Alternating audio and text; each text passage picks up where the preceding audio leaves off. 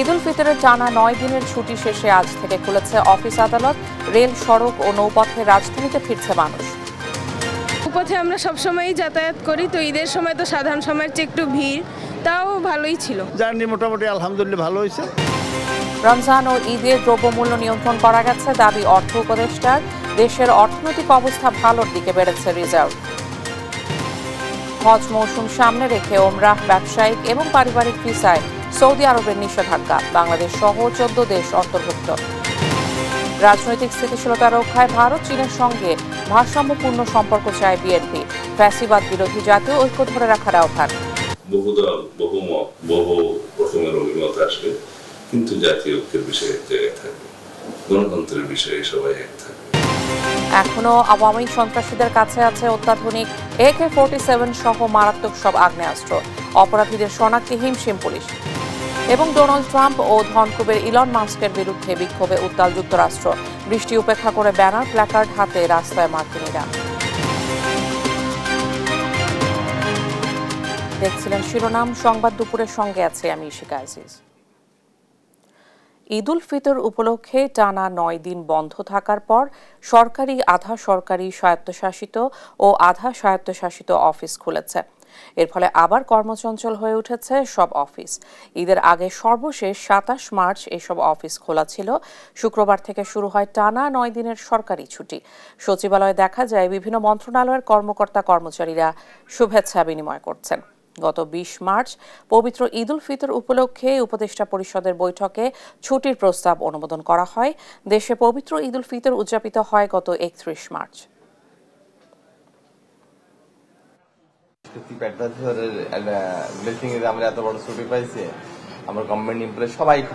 আমাদের এবার যাত্রাটা অনেক সুন্দর ছিল, স্মুথ ছিল এবং টেনশন ফ্রি ছিল, ঝক্কি ঝামেলা হ্যাসেল ফ্রি ছিল।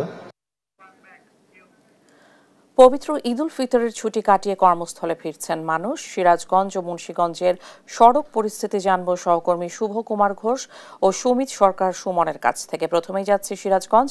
শুভ, সড়কে যানবাহনের চাপ কেমন দেখছেন? কোথাও বাড়তি ভাড়া আদায়ের অভিযোগ রয়েছে কিনা জানাবেন। ইশিকা, সড়কে যানবাহনের চাপ রয়েছে। ইতোমধ্যে কিন্তু অফিস আদালত এবং ব্যক্তি মালিকানা প্রতিষ্ঠানও খুলতে শুরু করেছে। তারপরেও এখনো মহাসড়কে রয়েছে গাড়ি এবং যে কর্মস্থলে ফেরা মানুষের কিন্তু চাপ। আপনি দেখতে পাচ্ছেন যে আমরা আছি সিরাজগঞ্জের মহাসড়কের সেতু পশ্চিমের ঠিক পদ্মার মোড় এলাকায়। আপনি এখানে দেখতে পাচ্ছেন যে এখানে যে কর্মস্থলে ফেরা মানুষের চাপ রয়েছে এবং চাপ রয়েছে কিন্তু সেই ঢাকাগামী পরিবহনগুলোর। একই সঙ্গে কিন্তু মহাসড়কের যে দূরপাল্লার গাড়ি, সেই দূরপাল্লার গাড়িগুলোরও কিন্তু চাপ বেড়েছে, যেগুলো ঢাকা থেকে এখন আবার উত্তরবঙ্গের দিকে আসছে, সেই গাড়িগুলোর চাপ বেড়েছে। তবে এইখানে যে গাড়ির চাপটা দেখতে পাচ্ছেন, এইটা হলো যে লোকাল যে যাত্রীগুলো যাচ্ছেন তাদের কিন্তু তোলার এই চাপটা। কিন্তু এইখানে যে বাস স্ট্যান্ডটা, এই বাস স্ট্যান্ড থেকে মাত্র যাত্রীগুলো তোলা হচ্ছে। তবে মহাসড়কে কিন্তু যান চলাচল স্বাভাবিক রয়েছে, নেই কোনো যানজট বা ধীর গতির মতো কোনো ঘটনা। তার ফলে কিন্তু এবং এবার একদম স্বাচ্ছন্দ্যে এবং নির্বিঘ্নে যেভাবে মানুষ ঘরে ফিরেছিল ঠিক সেভাবেই কিন্তু আবার কর্মস্থলে ফিরছেন মানুষ। তবে এই অতিরিক্ত ভাড়া আদায়ের কিন্তু অভিযোগটা রয়ে গিয়েছে।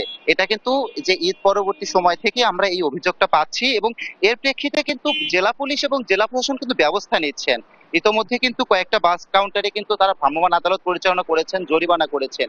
এরপরও কিন্তু এইটা রয়ে গিয়েছে এবং এর পাশাপাশি শুধু কিন্তু দূরপাল্লা পরিবহনে যে অতিরিক্ত ভাড়া আদায় হচ্ছে তা নয়, সিরাজগঞ্জের অভ্যন্তরীণ রুটের যে 3 চাকার সিএনজি চালিত অটোরিকশাগুলো আছে তারাও কিন্তু অভ্যন্তরীণ রুটে চলাচলকারী যাত্রীদের কাছ থেকে অতিরিক্ত ভাড়া আদায় করছেন, এমন অভিযোগ কিন্তু আমাদেরকে যাত্রীরা করছেন। পাশাপাশি মহাসড়কে যে যানবাহন বেড়েছে, এটার একটা আপনাকে আমি জানিয়ে রাখতে চাই যে যমুনা সেতুতে কিন্তু ইতোমধ্যেই গত 24 ঘন্টায় কিন্তু প্রায় 42,800 যানবাহন পারাপার হয়েছে এবং এর বিপরীতে কিন্তু আদায় হয়েছে প্রায় 2.25 কোটি বা 2.5 কোটি টাকারও বেশি টোল আদায় হয়েছে। আমরা এই ঈদের কর্মস্থলে ফিরতি মানুষের আরো খবর জানবো। আমাদের সঙ্গে মুন্সিগঞ্জ থেকে যুক্ত আছেন সহকর্মী সুজিত।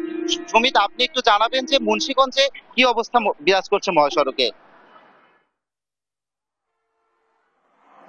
শুভ, আসলে আপনি যেমনটি বলছিলেন ঢাকা মহাসড়কের কিন্তু এই সড়ক দিয়ে কিন্তু 21 জেলার দক্ষিণবঙ্গের যাত্রী কিন্তু তারা কর্মস্থলে ফেরা শুরু করেছেন। তো এই সড়কে কিন্তু ভোগান্তি না থাকলে কিন্তু যাত্রীরা কিন্তু এই সড়কে তারা বলছেন যে গাড়ি ভাড়া কিন্তু তাদের কাছ থেকে বিভিন্ন ভাবে কিন্তু তাদের কাছ থেকে বেশি রাখছে বলে আমাদের এখানকার যাত্রীরা জানিয়েছেন। তো আমি একজন যাত্রীর সঙ্গে কথা বলবো। আপনি একটু জানাবেন এই সড়কে কোনো ভোগান্তি হয়েছে কিনা আর গাড়ি ভাড়া বৃদ্ধি আছে? পুরোটা পথ আমাকে দাঁড়ায় আনছে, আমার কাছ থেকে 500 টাকা ভাড়া নিচ্ছে, 200 টাকার ভাড়া। আমি মুকসুদপুর থেকে আসছি। তো সড়কের কি অবস্থা? কোনো ভোগান্তি আছে? আর না। ঈদ কেমন কাটালেন? ভালো। ধন্যবাদ আপনাকে। তো আপনি আসলে যেমনটি শুনছিলেন যে এখানকার যাত্রীরা কিন্তু আপনার অভিযোগ করছেন যে তাদের কাছ থেকে বিভিন্নভাবে ভাড়া কিন্তু বেশি নিচ্ছেন চালকরা।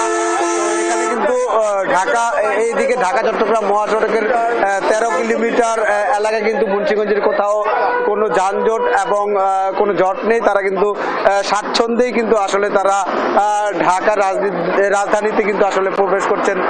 তো এইদিকে আমরা সকালে দেখেছি যে খুলনা থেকে মাওয়া রেল স্টেশনে কিন্তু রেলে করে কিন্তু তারা যাত্রীরা কিন্তু স্বাচ্ছন্দ্যেই কিন্তু আসলে রাজধানীতে ফিরছেন বলে আমরা এখানকার যাত্রীদের সাথে কথা বলে জানতে পেরেছি। তো এই সব মিলে কিন্তু এই মহাসড়কে কোথাও যানজট না থাকলেও কিন্তু এই পদ্মা সেতু উত্তর থানার কাছে কিন্তু যাত্রীরা কিন্তু বিভিন্ন গন্তব্যে যাওয়ার জন্য কিন্তু তারা ভাড়া বৃদ্ধির একটি অভিযোগ আমাদের এখানে বলেছেন বলে আমরা জানতে পেরেছি। তো ঢাকা মহাসড়কে সব মিলে কিন্তু স্বস্তিতেই আসলে রাজধানীতে ফিরছেন বলে এখানকার যাত্রী এবং চালকরা জানিয়েছেন। তো এই ছিল আমার কাছে মুন্সিগঞ্জের ঢাকা মহাসড়ক থেকে সবশেষ খবর। সুমন, অনেক ধন্যবাদ আপনাকে। সিরাজগঞ্জ ও মুন্সিগঞ্জ থেকে সহকর্মীরা জানাচ্ছিলেন ঢাকাগামী যাত্রীদের অবস্থা। যুক্তরাষ্ট্রের আরোপ করা উচ্চ শুল্ক হারে রপ্তানিতে তেমন কোনো প্রভাব পড়বে না বলে মন্তব্য করেছেন অর্থ উপদেষ্টা ডক্টর সালেহুদ্দিন আহমেদ। রোববার সকালে সচিবালয়ে সাংবাদিকদের সঙ্গে আলাপকালে তিনি এ কথা বলেন আমদানি বৃদ্ধির মাধ্যমে বাণিজ্য ঘাটতি কমানোর উদ্যোগ নেওয়া হচ্ছে। দেশটি থেকে আমদানি করা পণ্যে বাড়তি শুল্ক ও ট্যারিফ কমানোর আলোচনা চলছে। তিনি বলেন, পোশাক রপ্তানির ক্ষেত্রে একক বাজারের ওপর নির্ভরশীলতা কমানোর পদক্ষেপও নেওয়া হচ্ছে। এছাড়া রমজান ও ঈদে দ্রব্যমূল্য নিয়ন্ত্রণ করা গেছে দাবি করে অর্থ উপদেষ্টা বলেন, দেশের অর্থনৈতিক অবস্থা ভালোর দিকে যাচ্ছে, রিজার্ভ বেড়েছে।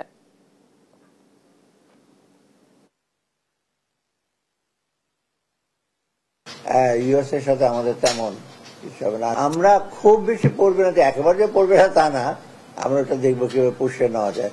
বিরাট একটা হিসাবে জুলাই আগস্টের গণহত্যার মামলায় ঢাকার ওয়ারি জোনের সাবেক এসি তানজিল আহমেদ ও যাত্রাবাড়ি থানার সাবেক ওসি আবুল হাসানকে আন্তর্জাতিক অপরাধ ট্রাইব্যুনালে হাজির করা হয়েছে।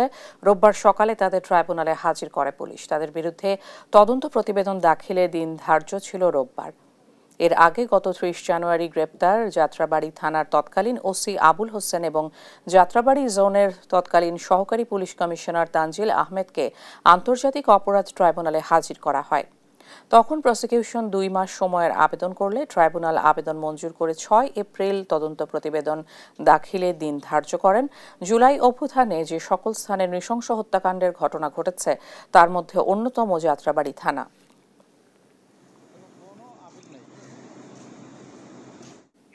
এবারের হজ মৌসুম সামনে রেখে বাংলাদেশ সহ 14 দেশের ওপর ভিসা নিষেধাজ্ঞা আরোপ করেছে সৌদি আরব। এই স্থগিতাদেশে ওমরাহ, ব্যবসায়িক এবং পারিবারিক সহ বিভিন্ন ভিসা অন্তর্ভুক্ত। শনিবার পাকিস্তান অবজারভার জানায়, হজ যাত্রীদের প্রবেশ নিশ্চিতের পাশাপাশি ধর্মীয় নিয়ম পালনে সৌদি আরব এ পদক্ষেপ নিয়েছে। তবে নিষেধাজ্ঞা স্থায়ীভাবে প্রযোজ্য নয়, জুনের মাঝামাঝি পর্যন্ত বহাল থাকতে পারে। যাদের ওমরাহ ভিসা আছে তারা 13 এপ্রিল পর্যন্ত সৌদি আরবে প্রবেশ করতে পারবেন। নিষেধাজ্ঞার তালিকায় বাংলাদেশ ছাড়াও আছে পাকিস্তান, মিশর, ভারত, ইন্দোনেশিয়া সহ 14 দেশ।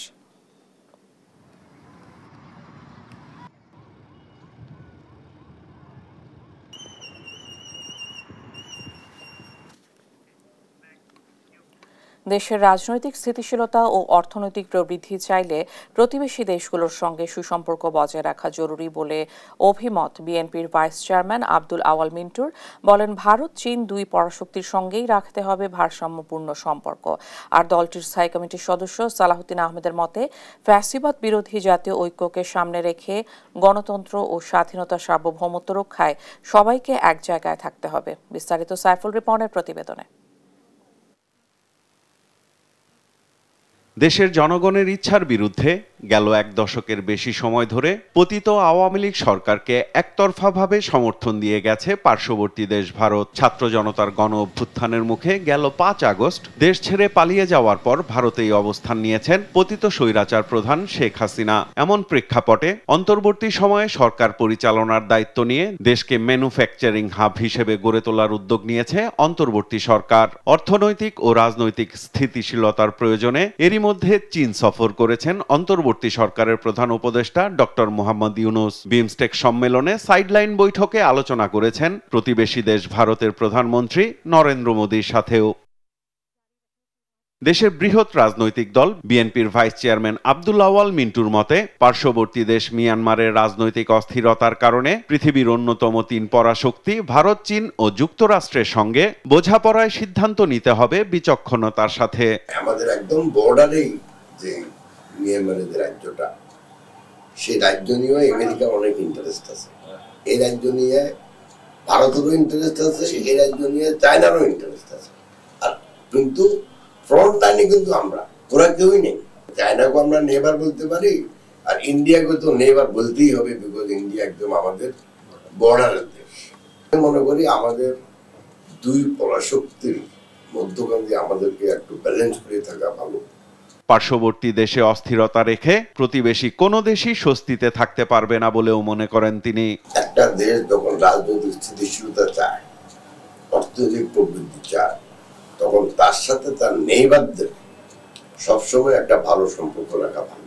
পার্শ্ববর্তী লোকদের আপনি বিরক্ত করে মারামারি করে নিজের ওই টেনশন ফ্রি থাকতে পারবেন না। দলটির স্থায়ী কমিটির সদস্য সালাউদ্দিন আহমেদের মতে, ফ্যাসিবাদ বিরোধী জাতীয় ঐক্যকে শক্তিতে রূপান্তরিত করে এগিয়ে যাওয়ার বিকল্প নেই। ফ্যাসিবাদ বিরোধী জাতীয় ঐক্যকে শক্তিতে রূপান্তরিত করে এই জাতিকে এগিয়ে নিয়ে যেতে হবে, এর কোনো বিকল্প নাই। জাতীয় ঐক্য বিনষ্ট হচ্ছে বলে যে জিকির তুলতেছে কেউ, এটা কিন্তু ঠিক নয়। এটাই চর্চা, বহুদল, বহুমত, বহু রকমের অভিমত আসবে, কিন্তু জাতীয় ঐক্যের বিষয়ে এক জায়গায় থাকবে, গণতন্ত্রের বিষয়ে সবাই এক থাকবে, স্বাধীনতা সার্বভৌমত্ব সুরক্ষার জন্য সংহত করার জন্য এক জায়গায় থাকবে। দেশের স্বার্থে, জনগণের স্বার্থে বিএনপি অন্তর্বর্তী সরকারকে সহযোগিতা করতে চায় বলেও জানান দলটির স্থায়ী কমিটির এই নীতি নির্ধারক। আমরা সরকারকে সহযোগিতা করতে চাই জনগণের সাথে, দেশের সাথে। সাইফুল রিপন, দেশ টিভি, ঢাকা। এখনও আওয়ামী সন্ত্রাসীদের কাছে আছে অত্যাধুনিক AK-47 সহ মারাত্মক সব আগ্নেয়াস্ত্র। দেশ টিভির অনুসন্ধান বলছে, জুলাই অভ্যুত্থানে যারা প্রকাশ্য গুলি চালিয়েছে তাদের অনেকের নামেই হত্যা মামলা করা হয়নি, আর মামলা হলেও অনেককে গ্রেপ্তার করা যায়নি। অপরাধ বিশেষজ্ঞরা বলছেন, আত্মগোপনে থাকা এসব সন্ত্রাসীরা দেশের জন্য হুমকি, তবে তাদের শনাক্ত করতেই হিমশিম খাচ্ছে পুলিশ। এম এ আজিমের রিপোর্ট, ক্যামেরায় ছিলেন সালাউদ্দিন রাসেল। জুলাই অভ্যুত্থানে পুলিশের সাথে এরা কারা? দেশীয় অস্ত্র, বন্দুক, পিস্তল, শটগানের সাথে অত্যাধুনিক AK-47ও ছিল যাদের হাতে। দেশ টিভির অনুসন্ধান বলছে, অত্যাধুনিক আগ্নেয়াস্ত্র AK-47 দিয়ে জুলাই অভ্যুত্থানে ছাত্র জনতার উপর গুলি চালায় সাভারের উপজেলা ছাত্রলীগ সভাপতি আতিকুর রহমান ও মানিকগঞ্জের যুবলীগ কর্মী কার্লিস শুভ। শটগান নিয়ে ছাত্র জনতা হত্যায় ঝাঁপিয়ে পড়ে সাভারের যুবলীগ নেতা ফরিদ আহমেদ, থানা আওয়ামী লীগ নেতা সাইদুর রহমান সুজন, উপজেলা আওয়ামী লীগ সদস্য মেহেদি হাসান তুষার, স্থানীয় সন্ত্রাসী নজরুল ইসলাম ও মানিকগঞ্জ পৌর ছাত্রলীগ সভাপতি অভিজিৎ। পিস্তল হাতে ছিল মানিকগঞ্জ যুবলীগ কর্মী সানি, সাভার উপজেলা আওয়ামী লীগ সদস্য রাজু সহ অনেকে। অভ্যুত্থানে হামলা আর হত্যার ঘটনায় মামলা হয়েছে 5 শতাধিক, গ্রেপ্তারও হয়েছে হাজার হাজার। তবে প্রকাশ্য গুলি চালানো আওয়ামী লীগ নেতা আর সন্ত্রাসীরা কি রয়েছে সে তালিকায়, নাকি প্রাণঘাতী অস্ত্রসহ এখনও রয়ে গেছে ধরাছোঁয়ার বাইরে? জানতে মানিকগঞ্জ ও সাভারে অনুসন্ধান শুরু করে দেশ টিভি টিম। অবাক বিষয়, একমাত্র সাইদুর রহমান সুজন বাদে কাউকে গ্রেপ্তার করেনি পুলিশ। অস্ত্র উদ্ধার কার্যক্রমও চরম হতাশাজনক। মানিকগঞ্জ থেকে পরিত্যক্ত অবস্থায় একটি AK-47 উদ্ধার হলেও মারাত্মক প্রাণঘাতী সব অস্ত্র এখনও আওয়ামী সন্ত্রাসীদের হাতে, যা নিয়ে নতুন আতঙ্ক তৈরি হচ্ছে আন্দোলনে অংশ নেয়া শিক্ষার্থীদের মাঝেও। যাদের হাতে আমরা অস্ত্র দেখেছি তাদের ওইভাবে কিন্তু আমরা গ্রেপ্তারের কোনো কার্যকরী ভূমিকা দেখি নাই।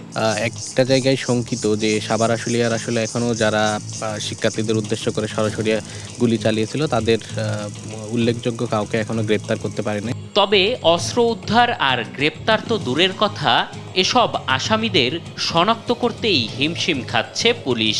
অনেকের নামে হয়নি হত্যা বা অস্ত্র আইনে মামলা। আরও কয়েকটি অস্ত্র দেখা যাচ্ছে, এটি এখনও উদ্ধার করা সম্ভব হয়নি, কারণ তারা কেউ এলাকায় তো নেই, প্লাস আত্মগোপনে থাকার কারণে আমরা তাদেরকে এখনও আইডেন্টিফাই করে ধরতে পারছি না, বাট আমাদের এটি প্রক্রিয়াধীন আছে। অপরাধ বিশেষজ্ঞদের মতে অস্ত্র উদ্ধার না হলে হুমকিতে থাকবে সারা দেশ, বাড়বে নানা ধরনের অপরাধ। মামলা হয়তো বা কিছু হচ্ছে বা গ্রেফতার হচ্ছে, বাট মেইন জায়গাটায় আমরা হাত দিচ্ছি না। যেটা আমরা এখন কথা বলছি যে অস্ত্রগুলো আসলে উদ্ধার করার বিষয়টা, সেখানে দেখা যায় যে আমরা যারা সাধারণ জনগণ আছি তাদের একটা নিরাপত্তা হুমকির মধ্যে পড়তে পারে। শুধু মানিকগঞ্জ আর সাভার নয়, সারা দেশেই জুলাই অভ্যুত্থানে প্রকাশ্য গুলি করা সন্ত্রাসীদের অধিকাংশই রয়ে গেছে ধরাছোঁয়ার বাইরে। এম এ আজিম, দেশ টিভি, ঢাকা। দেখছেন সংবাদ দুপুর। বারবার মুখ থুবড়ে পড়া রোহিঙ্গা প্রত্যাবাসনে আবারও দেখা দিয়েছে নতুন আশার আলো। বাংলাদেশে আশ্রয় নেয়া তালিকাভুক্ত 8 লাখ রোহিঙ্গার মধ্যে প্রথম ধাপে 1,80,000 রোহিঙ্গা মিয়ানমারে ফেরত যাওয়ার যোগ্য বলে জানিয়েছে দেশটির জান্তা সরকার। চূড়ান্ত যাচাই বাছাইয়ের পর্যায়ে আছে আরও 70,000 রোহিঙ্গা। এই খবরে রোহিঙ্গা শিবিরে বিরাজ করছে খুশির আমেজ। কক্সবাজার থেকে আব্দুর রহমানের পাঠানো তথ্য ও ছবিতে জানাচ্ছেন আব্দুল্লাহ আল মারুফ। রোহিঙ্গা প্রত্যাবাসন ইস্যুতে যেন একের পর এক নতুন পালক যুক্ত করছে ডক্টর মোহাম্মদ ইউনুস। প্রধান উপদেষ্টার আহ্বানে সাড়া দিয়ে জাতিসংঘের মহাসচিব অ্যান্তনিও গুতেরেস কক্সবাজারের রোহিঙ্গা ক্যাম্পে এসে প্রত্যাবাসনের আশা জাগানোর পর থেকে আশায় বুক বেঁধেছিল রোহিঙ্গারা। সম্প্রতি ডক্টর মোহাম্মদ ইউনুসের বিমস্টেক সম্মেলন থেকে এলো দারুণ খবর। বাংলাদেশে আশ্রয় নেওয়া রোহিঙ্গাদের মধ্য থেকে 1,80,000 রোহিঙ্গার প্রত্যাবাসনে রাজি হয়েছে মিয়ানমার। আরো 70,000 রোহিঙ্গার চূড়ান্ত যাচাই বাছাইয়ের কাজ চলছে। যথাযথ নাগরিক অধিকার নিশ্চিতে নিজ ভূমিতে ফিরে যেতে উন্মুখ হয়ে আছেন রোহিঙ্গারা। বেশি খুশি আই ডাইরো সাড় দনো লিন্দা রগবা আর সুদু হুদনি লিন্দে আরা 28 নসার ক্যাম্প মাঝে আরা রাইল লয়রা আরা যখন সুরতে অনরা দুনিয়ারে জানাইরে যখন সুরতে আরারে বর্মা সরকারের দিবা বলে আশা করি। তবে মিয়ানমার সেনাদের চালানো নির্যাতনের বিভীষিকা এখনো চোখে মুখে ভাসে রোহিঙ্গাদের, আর তাই নিরাপদ জোনে তাদের প্রত্যাবাসন চান রোহিঙ্গা নেতারা। এটা পর্যন্ত ডর লাগা যে মিলিটারি পোশাক দেখলে কেলাং হতে চাইলে শুক্রবার পাই মারি ফেলাই, বন মারি ফেলাই, গুলি করে ফেলাই, হাড়ি ফেলাই, ইন দেখিলে মতন আর তো কি হয়ে যায়, মাথা মেন্টাল মিক হয়ে যাবে। তো সেই হিসাবে আর তো কি করা হইব, আরে সেফ জোন দিয়ে লই যাওয়া হইব। আগে যেন দিল্লা খাড়ি মারি নিয়ালে বাংলাদেশ মাহফুজা তুলে দিবে যে হেন্দিল্লা আইন্দা আনো বরণ যাবে বলি রোহিঙ্গা দুনিয়ারে আরজ করছে। আলহামদুলিল্লাহ ডক্টর ইউনুস জুবানুদ্দিন ফোনা গিয়ে দেখিয়ে হইলে রোহিঙ্গা কারখানা মাঝে সেফ জোন হইব আর টুপি দিয়ে আর আলটিমেট সলিউশন হইব। দীর্ঘ বছর গলার কাটা হয়ে থাকা রোহিঙ্গাদের দ্রুত প্রত্যাবাসন চান রোহিঙ্গা প্রতিরোধ কমিটিও। আমরা চাই মাননীয় প্রধান উপদেষ্টার কথা যাতে সত্যি হোক, উনি আন্তর্জাতিক মহলে যে কোনোভাবে কনভিন্স করে এবং মায়ানমারকে তাদের নাগরিকগুলো তাদের কাছে ফেরত যাবে, এটাই আমাদের প্রত্যাশা। এদিকে রোহিঙ্গা প্রত্যাবাসনে সর্বদা প্রস্তুত রয়েছে বলে জানিয়েছেন শরণার্থী ত্রাণ ও প্রত্যাবাসন কমিশনার। আমরা তো সবসময় প্রস্তুত ছিলাম, 18-তে প্রস্তুত ছিলাম, 19-এ প্রস্তুত ছিলাম, 23 সালেও প্রস্তুত ছিলাম, এখনো প্রস্তুত আছি। ডক্টর মোহাম্মদ ইউনুসের প্রচেষ্টায় নিজ দেশে ফিরতে পারবেন রোহিঙ্গারা, এমন প্রত্যাশা তাদের। নিউজ ডেস্ক, দেশ টিভি।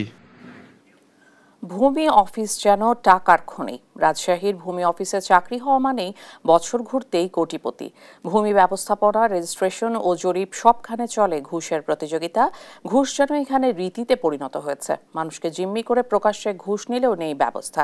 পিয়ন থেকে ঊর্ধ্বতন কর্মকর্তা পদ অনুযায়ী হয় টাকার বন্টন। কাজী শাহেদের প্রতিবেদন। টাকা তো না দিলে যাবে না, আপনি 2000 টাকা দিন। রাজশাহীর গোদাগাড়ী উপজেলা সাব রেজিস্ট্রার অফিসে ঢুকতে গেলেই চোখে পড়বে সেবাগ্রহীতার লাইনে দাঁড়িয়ে টাকা আদায় করার দৃশ্য। চারঘাট উপজেলা ভূমি অফিসের মিউটেশন কাম সার্টিফিকেট অ্যাসিস্ট্যান্ট জীবননেসা এক সেবাগ্রহীতার কাছে 2000 টাকা ঘুষ দাবি করছেন। প্রকাশ্যে এমন ঘুষ আদায় চললেও নেই অনুতাপ। আমার ম্যাক্সিমাম বন্ধুরা এখন সিনিয়র স্টাফ রিপোর্টার, অনেকেই সহকারী এডিটর হয়ে গেছে। অনেক ভাইও বুঝতে পারে নাই, ওর মাফ করে দেন। যেহেতু আসলে আমার অফিসের নাকের ডগায় আপনি যেটা বলেছেন, এটার দায় তো আসলে এড়ানো সম্ভব না। রাজশাহী জোনাল সেটেলমেন্ট অফিসের সার্ভেয়ার গোলাম মুর্তজা 12 বছরের চাকরিতে বেতন বাবদ তার বৈধ আয় সর্বোচ্চ 55 লাখ টাকা।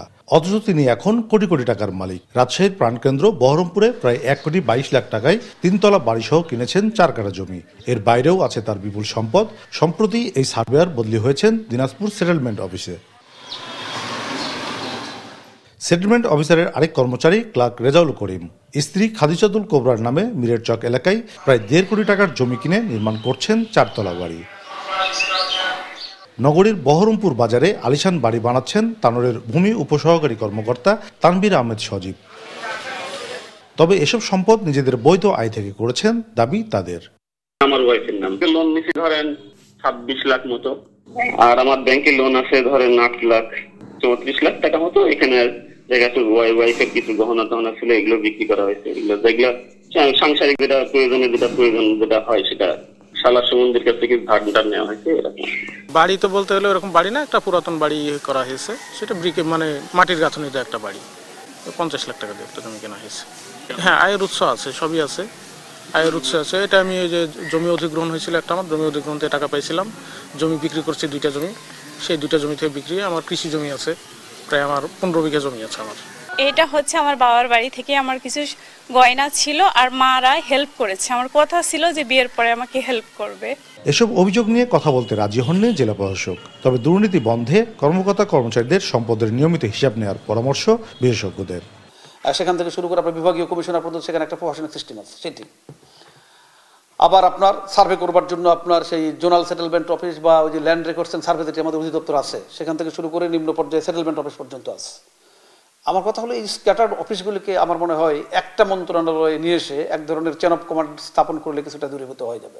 ভূমি ব্যবস্থাপনায় দীর্ঘদিনের চেইন করাপশন থেকে বের হতে কঠোর পদক্ষেপ জরুরি মনে করছেন বিশেষজ্ঞরা। কাজী শাহেদ, দেশ টিভি, রাজশাহী। সাতক্ষীরার খোলপেটুয়া নদীর ভেঙে যাওয়া বাঁধ দিয়ে পানি প্রবেশ বন্ধ হয়েছে। পানি উন্নয়ন বোর্ডের সহায়তায় ভাঙনের মুখে জিও ব্যাগ ফেলে ক্লোজার নির্মাণ করেছে গ্রামবাসী। অল্প সময়েই পানি প্রবেশ বন্ধ হওয়ায় স্বস্তিতে উপকূলবাসী। সুমিত সরকার সুমনের রিপোর্ট, জানাচ্ছেন নুসরাত শোভা। 31 মার্চ পবিত্র ঈদ উল ফিতরের নামাজের সময় প্রমত্তা খোলপেটুয়া নদীর 150 ফুট বাঁধ ভেঙে যায়। প্লাবিত হয় সাতক্ষীরার আশাশুনি উপজেলার আনুলিয়া ইউনিয়নের 11টি গ্রাম। আনন্দের ঈদ রূপ নেয় বিষাদে। ভেসে যায় ঘরবাড়ি, রান্নাঘর, পালিত পশু পাখি, মাছের ঘের। নষ্ট হয় ফসলের ক্ষেত। কেউ কল্পনা করেনি 4 দিনেই বন্ধ করা যাবে এই বিপুল পানির প্রবেশ। পানি উন্নয়ন বোর্ডের সহায়তায় অস্থায়ী রিং বাঁধ বসিয়েছে গ্রামবাসী। ভাঙনের মুখে ফেলা হয়েছে জিও ব্যাগ। এতে বন্ধ হয়েছে প্লাবনের পানিতে ভেসে ভেসে জীবনযুদ্ধ। এখন উপকূলবাসীদের দাবি ক্ষতিগ্রস্তদের দ্রুত পুনর্বাসনের। যে মানুষটা ক্ষতিগ্রস্ত হয়েছে, ফসল ক্ষতিগ্রস্ত হয়েছে, ঘেরের মাছ গেছে, অনেকের গবাদি পশু, ঘরবাড়ি, এদেরকে তাদের ক্ষতিপূরণ সহ তাদেরকে পুনর্বাসন আমরা দাবি করছি। ছোট ছেলেটা বাড়ি ছিল দুর্যোগের সময়, তার ওই পাইপের কাটা উঠেছে, এবার ওভার বেরিয়ে গেছে, খুব কষ্টে আছে। এই বাঁধ যদি ব্যবস্থা করা না যায় তাহলে এই অঞ্চলের মানুষের টিকে থাকা সম্ভব হবে না এবং আমরা ঊর্ধ্বতন কর্তৃপক্ষের কাছে আমরা দৃষ্টি আকর্ষণ করি যেন একটা সাস্টেনেবল ড্যাম যেন এই অঞ্চলে দেওয়া হয়। উপকূলবাসীকে সব ধরনের সহায়তা প্রদানের আশ্বাস দিয়েছেন জেলা প্রশাসক। আমরা ত্রাণের ব্যবস্থা করেছি, আমি নির্দেশনা দিয়েছি যে আগামীতে যেন এরকম কোনো বাঁধ আর না ভাঙে, যেসব বাঁধ ঝুঁকির মধ্যে রয়েছে সে বিষয়ে যেন পানি বোর্ড আগে থেকে পদক্ষেপ গ্রহণ করে। পাও বোর্ড তথ্য মতে সাতক্ষীরার আশাশুনি ও শ্যামনগরের বেড়িবাঁধের 683 কিলোমিটারের 80 কিলোমিটার এখনো রয়েছে ঝুঁকির মধ্যে। নিউজ ডেস্ক, দেশ টিভি। দেখছিলেন শরীফুল্লাহ কায়সার সুমনের রিপোর্ট।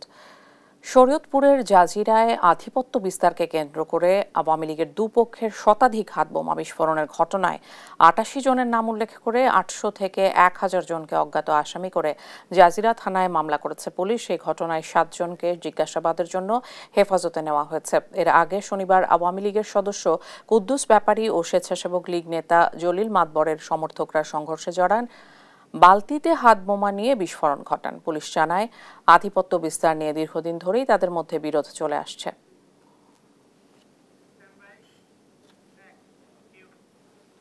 প্রয়াত রাষ্ট্রপতি জিয়াউর রহমান ও খালেদা জিয়ার ছোট ছেলে প্রয়াত আরাফাত রহমান কোকোর শাশুড়ি SUF মুকরেমা রেজা ইন্তেকাল করেছেন।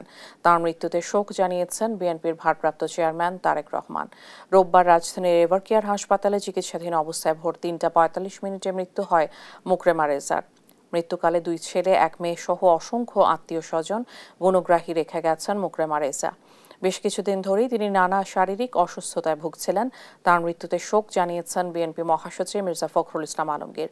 দলের ভারপ্রাপ্ত চেয়ারম্যান তারেক রহমান সামাজিক যোগাযোগ মাধ্যমে মরহুমার শোক সন্তপ্ত পরিবারের প্রতি সহমর্মিতা জানিয়ে তার বিদেহী আত্মার শান্তি কামনা করেন। বিকেলে বাদ আসর রাজধানীর বনানী কবরস্থানে দাফন করা হবে মুকরেমা রেজাকে।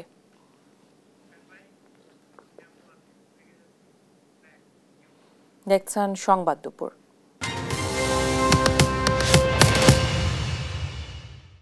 মার্কিন প্রেসিডেন্ট ডোনাল্ড ট্রাম্প ও ধনকুবের ইলন মাস্কের বিরুদ্ধে বিক্ষোভে উত্তাল যুক্তরাষ্ট্র। নির্বাহী ক্ষমতার অপব্যবহার করে অন্তত 2 লাখ সরকারি কর্মী ছাঁটাইয়ের প্রতিবাদে শনিবার 50টি অঙ্গরাজ্যে প্রতিবাদ সমাবেশ করেন বিক্ষোভকারীরা। এ সময় গণতন্ত্র বিরোধী কার্যক্রমের জন্য মার্কিন প্রেসিডেন্টের অভিশংসনের ডাক দেন তারা। অন্যদিকে ট্রাম্পের পররাষ্ট্রনীতির বিরুদ্ধে বিক্ষোভে উত্তাল যুক্তরাজ্য সহ ইউরোপের বিভিন্ন দেশ। নীরব দাসের রিপোর্টে বিস্তারিত। নিউ ইয়র্কে বৃষ্টি উপেক্ষা করে বিক্ষোভে উত্তাল যুক্তরাষ্ট্র। ব্যানার প্লাকার্ড হাতে স্লোগান দিতে দেখা যায় বিক্ষোভকারীদের। গণতন্ত্র পুনরুদ্ধার, স্বৈরাচারের পতন হোক, এমন নানা স্লোগান দেন তারা। ওয়াশিংটনে জড়ো হয় হাজার হাজার বিক্ষোভকারী। কানেকটিকাট অ্যাভিনিউ ন্যাশনাল মল এলাকায় মিছিল করেন তারা। তাদের অনেকের হাতে ছিল যুক্তরাষ্ট্রের কোনো রাজা নেই, মাস্ককে বিতাড়িত করুন এমন সব প্লাকার্ড। মার্কিন প্রেসিডেন্ট ডোনাল্ড ট্রাম্প ও ধনকুবের ইলন মাস্কের বিরুদ্ধে হ্যান্ড অফ নামে প্রতিবাদ সমাবেশে ঢল নামে মার্কিনীদের। দ্বিতীয় মেয়াদে ক্ষমতায় ফিরে লাখ লাখ কর্মী ছাঁটাই এবং নির্বাহী ক্ষমতার অপব্যবহারের অভিযোগে বিক্ষোভে নামে মানুষ। এতে 50টি অঙ্গরাজ্যে প্রায় 2.5 লাখ বিক্ষোভকারী অংশ নেন বলে জানা গেছে। ট্রাম্প পতাকা ভালোবেসে আলিঙ্গন করেনি। বড় ধরনের প্রতারক তিনি। তার মন্ত্রিসভায় যারা নিয়োগ পেয়েছেন তারা সবাই জোকার। তারা সেনাদেরও চাকরিচ্যুতের পায়তারা করেছে। তাদের আচরণে কোনো যৌক্তিকতা নেই। তারা যুক্তরাষ্ট্রকে ধ্বংস করে দেবে। ন্যাটোকে দুর্বল করতে গিয়ে আমাদেরকেও ডুবিয়ে ফেলবে। Delaware, North Carolina, Minnesota, Michigan ও নিউ ইয়র্কেও ট্রাম্প বিরোধী জমায়েত করেন বিক্ষোভকারীরা। ট্রাম্পকে ক্ষমতা ছাড়ার পাশাপাশি মাস্ককে মঙ্গল গ্রহে পাঠিয়ে তার নেতৃত্বাধীন DOGE-কে বাতিলের দাবি জানান তারা। এছাড়া অবৈধ অভিবাসন, বিদেশি সহায়তা, ট্রান্সজেন্ডার অধিকার সংক্রান্ত আদেশগুলোর বিরুদ্ধে প্রথমবারের মতো প্রতিবাদ জানিয়েছে বিরোধী শিবির ডেমোক্রেট। ট্রাম্পের নীতি কোনোভাবে মেনে নেওয়ার মতো নয়। অসাংবিধানিক কার্যকলাপ সবার উপরে চাপিয়ে দিচ্ছেন তিনি। তার ইন্ধনে ইলন মাস্কও বেপরোয়া হয়ে উঠেছে। আমি তাকে বলতে চাই, সাধারণের স্বাধীনতা নিয়ে খেলা যাবে না, ব্যক্তিগত ডাটা চুরি করা যাবে না। এ সময় বিক্ষোভ সমাবেশ থেকে ট্রাম্পকে অভিশংসনের ডাকও দেন বিক্ষোভকারীরা। অন্যদিকে ইউরোপের বিভিন্ন দেশে শুরু হয় ট্রাম্প বিরোধী বিক্ষোভ। মার্কিন প্রেসিডেন্টের অভ্যন্তরীণ ও পররাষ্ট্রনীতির বিরুদ্ধে প্রতিবাদ জানাতে বার্লিন, ফ্রাঙ্কফুর্ট, প্যারিস ও লন্ডনে একত্র হন বিক্ষোভকারীরা। নীরব দাস, নিউজ ডেস্ক, দেশ টিভি। দেখছেন সংবাদ দুপুর।